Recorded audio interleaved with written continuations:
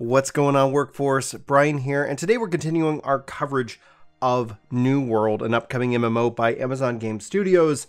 We'll probably have a playlist down below if you guys are interested in our previous coverage, but let's go ahead and dive into it. This is covering the factions. You're going to pick one of three, and then after we go over the details, if you guys want to hang out with me a little bit, there is a personality test that allows you to kind of see which faction is right for you.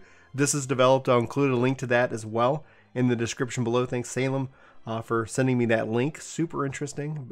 Barely an inconvenience. Anyway, let's just dive into the particulars, and then I'd love to know your thoughts on what you guys think about New World's factions and more. So let's talk about it in the comments below or hit us up on Discord. But beyond all that social media stuff, let's have some fun. So it starts. Factions are powerful organizations locked in the struggle to control Aeternum. After reaching a particular milestone during the early parts of your adventure, you must choose a side in this conflict. As you adventure, you'll be introduced to the three factions: the Marauders, the Syndicate, and the Covenant. Each faction has a set of principles and a unique motivation for wanting to control of Aeternum. The Marauders are a ruthless military force bent on establishing a free nation where anyone with the strength to do so can prosper and profit. The Syndicate is a secretive organization of boundless guile and intellect in search of forbidden knowledge to usher in a new age of enlightenment. And the Covenant is a fanatical order that has charged itself with cleansing the lands of heretics and defilers so that its true holy nature can flourish and the justice can be restored. And justice can be restored. The justice. Yeah, good job, Ryan. So now I'm actually kind of concerned about taking this personality test. I was like, oh yeah, yeah, Marauders sound cool. Syndicate sounds cool. Oh God, am I Covenant? Oh God, that'd be horrible. I don't know. No judgment. Anyway, so when they first made the decision to remove the always open world full loop PvP from New World, it was not a decision to remove the player versus player PvP combat from the game. In fact, they really wanted to focus in on it to create the stakes that everyone in Aeternum can invest in, even if they aren't directly interested in PvP themselves. So the three factions actually form the spine of PvP gameplay in Aeternum. They can create clear signs and motivations for conflict. Even if you are a lone explorer braving the wilds of Aeternum on your own, being a part of a faction means that you'll always have someone on your side and you'll always have a clear view of the opposition. While anyone in a faction can opt into PvP, while adventuring for some added excitement, danger, and bounties, the ultimate goal for any company should be to enable its faction to control as much of Aeternum as possible. Now, as your faction controls more territories, your attacks against the creatures of Aeternum will even be more effective. You will find higher quantities of resources when gathering, craft equipment at higher base quantities, and find yourself luckier when looting. The more territories that your faction controls, the more powerful that you will become. So definitely some incentive there. So once you choose a faction, you are free to create or join a company in your chosen faction, and choosing a faction shouldn't be taken lightly, as your decision will be locked. That is why you'll have the opportunity to explore the game and the social landscape on the server before you actually make this decision. After selecting a faction, you can accept missions from your faction representative in any settlement and complete them in exchange for rewards. Factions offer specialized equipment, act as a source of income, and are the group that you work for when you wage war in other territories to expand your faction's control of Aeternum. Now, while a company is responsible for the day-to-day goings of a territory, that company's faction is ultimately the one in control. If your company wants to conquer a territory occupied by an opposing faction, it must declare war on that territory. In order to declare war, your territory your company seeks to conquer also must be vulnerable. A territory is not vulnerable to a declaration of war unless it has been significantly undermined by an opposing faction. That's very interesting. I'm curious as to your thoughts on that line there. I don't understand it just yet, personally. Anyway, in order for a faction to retain control of its territory, its members must actively reinforce that the faction's influence within that territory. Similarly, if members of another faction want to take control of a territory, they must undermine the controlling faction's influence by raising their own. Reinforcing that undermining faction's influence is done by completing PvP faction missions in that specific territory. Okay, this sounds a lot like Final Fantasy XI now, in which that like you had kind of a beastman mindset that was always kind of like putting up points on the board, and you had to do more points. Otherwise, the faction, the zone would go to the enemies. In this case, it sounds like with here something similar. Like you have to be doing something in there, undermining their control, and thus they become available. Interesting. That seems to be. I don't know. That seems to be interesting and exciting because even if you weren't interested in PvP, but maybe doing PvE or gathering in that zone is a part of that whole undermining aspect. Anyway, there are two types of faction missions: PvE and PvP. Jeez Louise, Brian, you think you could just read ahead of 5 seconds before speculating. PvE missions ask that you do things like defeat creatures, craft supplies, or stockpile resources. Completing a PvE mission rewards faction currency, which can be used to purchase faction-specific equipment and items. Now, PvP missions will ask you to do things like recover tactical information, deliver critical messages or items to another territory, or patrol an area for opposing factions. Accepting a PvP faction mission will auto-flag you for PvP. Unflagging yourself will automatically abandon the mission. That's cool. Dying during your PvP mission will cause you to fail it, and you'll have to go back and accept another. In addition to rewarding the faction currency, completing a PvP mission also generates influence for your faction within that territory. And as mentioned above, generating influence for that controlling faction of a territory reinforces its control, while generating influence for a faction that is not in control, undermining the controlling faction and bringing the territory closer to being vulnerable to a war declaration. Dramatic music. Anyway, once a territory becomes vulnerable by being undermined by an opposing faction, all companies within the undermining faction are able to declare war on that territory after a short time, which allows for multiple companies in the same faction to make a war declaration. One of the companies is selected as the vanguard of the attacking forces, and as the vanguard, it is up to the leaders of that selecting company to build out their forces with players who volunteer to fight. More on that in an upcoming developers blog with details on territorial war. Of course, these forces can also include members of the company that was selected as the vanguard in the first place.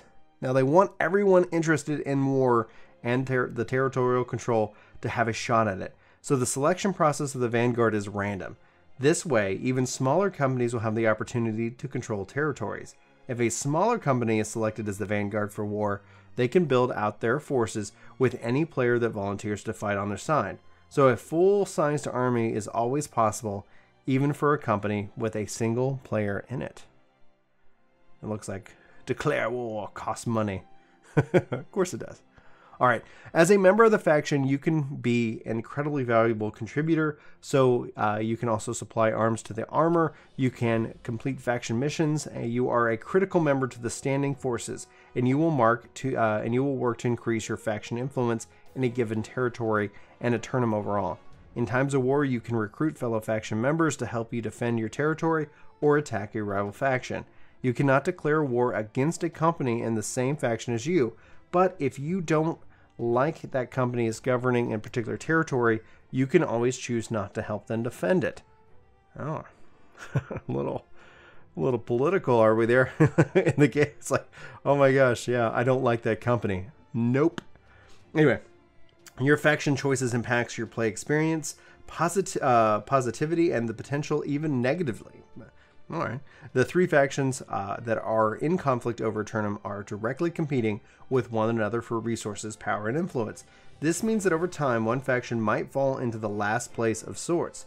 To avoid that feeling like a total defeat, we've been careful about tuning the benefits of being in a faction that controls the majority of the territories, while paying extra attention to making the factions that control fewer territories feel like underdogs, not the losing side. No matter who is winning in the moment, we built the system in a way that makes strong comebacks an exhilarating part of the game. Oh man, there's a massive Final Fantasy XI vibe I'm getting out of this right now. Just going to be straight up honest with that. The factions, you had the three main cities, especially that's a part of 11's conquest system, something that I would love to see brought into the world of Final Fantasy XIV. But let's see what faction am I? Oh, if you're still with me, thanks for being here. Don't judge me based off these answers. I'm doing this in real time. I don't know what we're going to see. So it says You're exploring ancient ruins and you see a shining object in the rubble. Do you immediately loot the treasure? It might sell on the market. Take the object for further research and learn its secrets. Collect the object and secure it in a vault with the other dangerous relics. I'm gonna play like I'm playing a game, right? And so I'm gonna definitely take the treasure. I'm bad. Like thank goodness I don't have encumbrance in Final Fantasy 14. I've got retainers and all that stuff, so it ends up making it far easier. You find yourself in a dark forest at night. Do you hear a strange and frightening sound? Do you? Trust Providence will deliver you. Draw your sword and charge towards the sound. Listen closely to determine the source of potential danger. Totally listening. Totally going off of that. Trying to figure out what's going on. Got to get that info. What's your best quality? I'm strong. I'm smart. I am right. Oh my gosh. My wife would say I am right. Because that's like, I am right. Let's see here. Yeah. Oh God. I'm smart. I don't say I am, I don't know my best quality. I am ginger. I'm going to go with strong because I am ridiculously strong. I have the muscles and they lift the things. My wife really appreciates that about me. Do you come across a farm overrun with the corrupted? Do you destroy the abominations in the name of righteous vengeance? Crush the beast and loot the farm. Oh my gosh. Lure the creatures into an ambush and dissect them for research. I hated the frog stuff, like in school, man. Like I did not enjoy that. I know people do, but I was interested by the how it was all made, but I did not enjoy dissecting it. All right, so what do you look for in a faction mate? Someone who is battle-hardened and strong instincts, someone who's loyal and driven to seek truth and justice, someone who, with a thirst for knowledge, who can keep a secret. These questions are great. Let's see here. So truth and justice, we'll go with that one. Your faction leader needs several missions completed. Which do you choose? Help gathering rare and unusual plants or research to exploit their strange mystical properties. Help explore ancient ruins. Kill all you can, loot what you find. Help vanquish corrupted creatures and recover objects. Oh man, that's a tough one. I told you guys it was gonna be real time. Good lord. I right now I feel like I'd be gathering, just because the nature of like everything that's going on in life. I could use a little bit of downtime of just like I've been enjoying fishing in 14 as just a method, and so maybe I'll enjoy that here. So you're about to leave the settlement on a dangerous mission. Which weapon do you take with you? A sleek musket to deliver reputation from afar, retribution from afar, an ancient staff. Like yeah, I'm a caster, guys. I love it. All right. How do your friends see you? Creative and smart, but secretive and shy. Optimistic and enthusiastic, but but I need to have the last word. I try not to have the last word all. I really do. Strong, confident, but a bit pushy at times. Oh, gosh. I hope that they would say I'm optimistic and enthusiastic. Can't even speak. He is completely dyslexic, and we don't know why he tries to communicate with words. The town is working on a variety of projects. Which do you help them complete? Building an capable alchemy lab, updating the church. Yep. What is your destiny in Aeternum? I believe we have just scratched the surface and the secret depths of this place it holds. It might be studied and understood regardless of the cost to usher in a new age of enlightenment. I believe that we should bend this powerful force to our will and reap its rewards to establish a free nation. That's, yeah. I wonder if all it boils down to this. I believe we alone should have been chosen to will the power of the sacred place so that true nature can flourish and justice can be restored. This kind of, I wonder if this is the one that's weighted the heaviest. Let's go with the Free Nation. Oh, but the Syndicate. Enlightenment.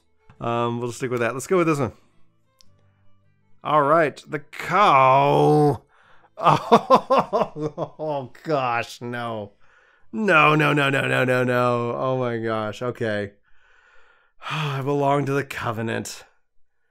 I'm a true believer. You believe the world must be cleansed of all evil and corrupted forces with your righteous ideals. All right, guys, don't judge me, don't hate me. With that, I love you guys very much. Links for the stuff is in the description if you guys want to check it out. Hopefully you've enjoyed this video. If you did, do the social media stuff. You know, hit that sideways smiley face. I don't know. You do you. Love y'all very much. Thanks for being a part of this, and I'll see you soon. Take care.